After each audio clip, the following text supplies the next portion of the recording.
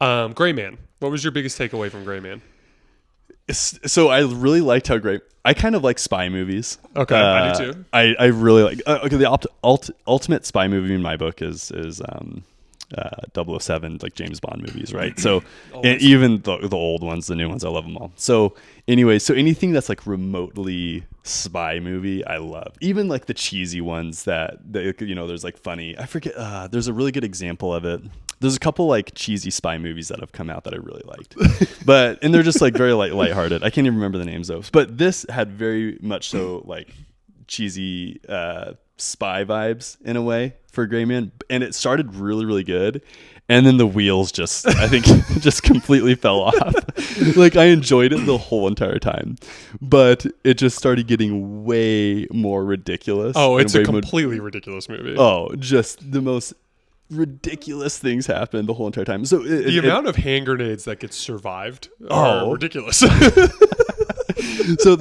it starts out, and the first remotely ridiculous thing is he's got that rifle, and I don't know if it was using sound, but he could see through floors. Yeah, like it was just like completely yeah.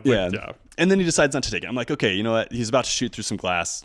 We'll take it, even though it's probably really thick glass. Anyways, so then he decides not to take the shot, and then he does this really cool scene where it's kind of dark and they're in a club, and he just picks off.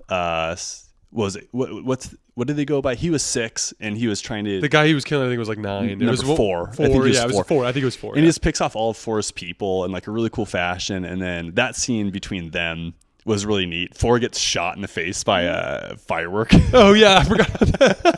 And just takes it like a man. But he's totally fine. But then it just got way more ridiculous. Like there's that scene where there's that giant shootout in that plaza.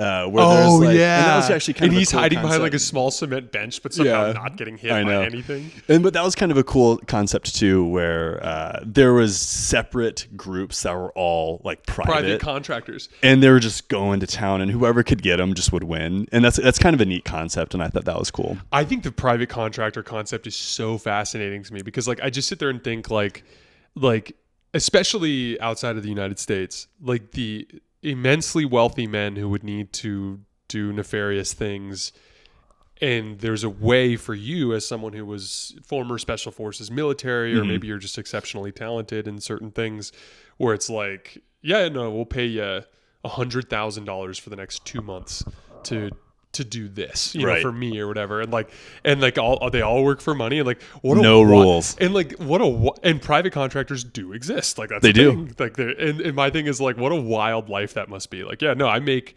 $500,000 a year, and my life is always at risk. That'd be insane. And then people hate you because then if you got good enough, I feel like, and this is just then people would want to kill you. People would want to kill you. Exactly. There's even private contractors in our world that actually exist, like around Somalia, like there's the Somalian pirates, which actually exist, and they steal giant ships. Yeah. So I've seen videos of the private contractors like sitting in like almost like eagles' nests, like around giant ships, and they have their rifles, and as pirates come up, they start shooting them.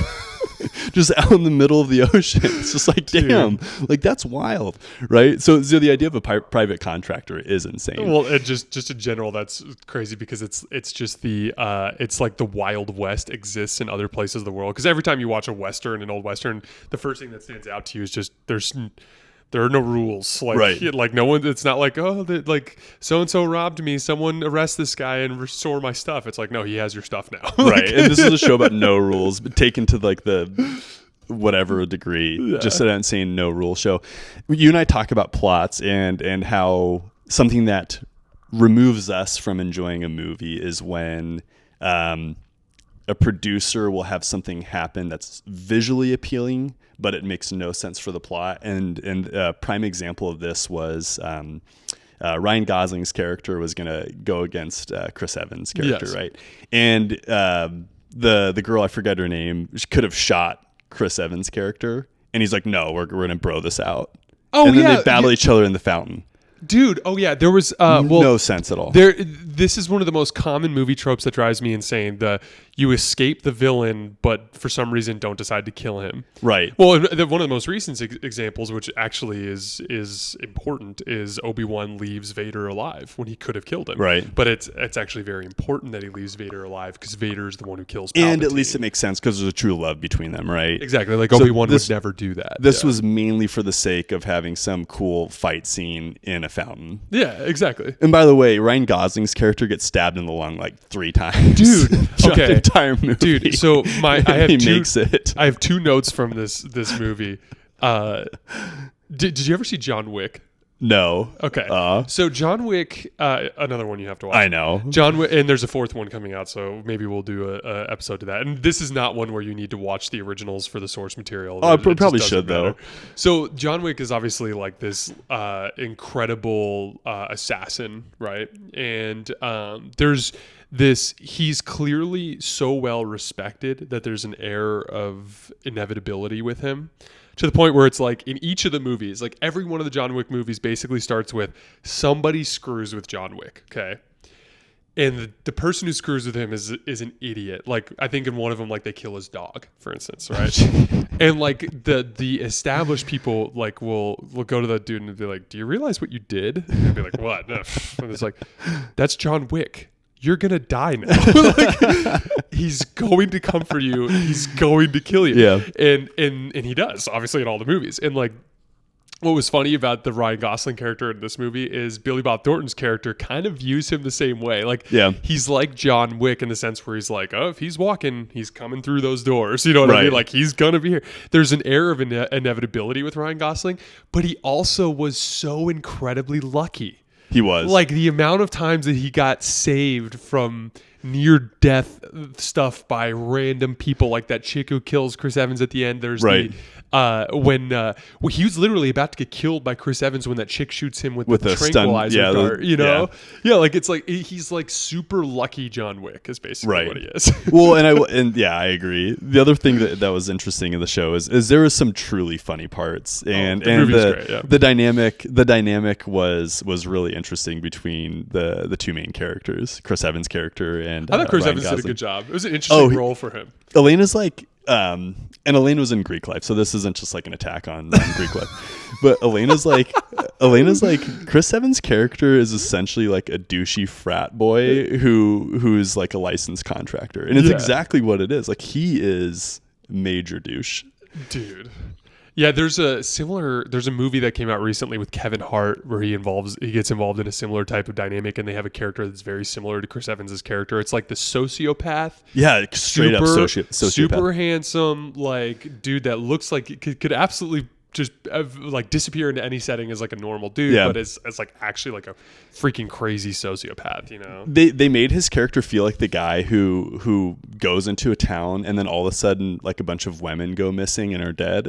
Like that's like the type of vibe I was getting Dude, from him. absolutely. Yeah. Which isn't there a show about that all the crazy people watch where it's like the dude like murders one person in every season? Oh, I don't know. I'm I sure. can't remember what he's like a handsome random looking dude that just ends up like killing people. I can't remember what it's called. The last note I had was the idea of employing criminals and how that goes wrong in like every single like the idea that like we need special forces people, so prison is where we should look. Right? Like, I know, it's so funny too because these outrageous movies, they do make you think a little bit, you know. And Elaine and I were talking after it. We're like, "Do you think that they do this?" And we're like, "Probably not." I hope not.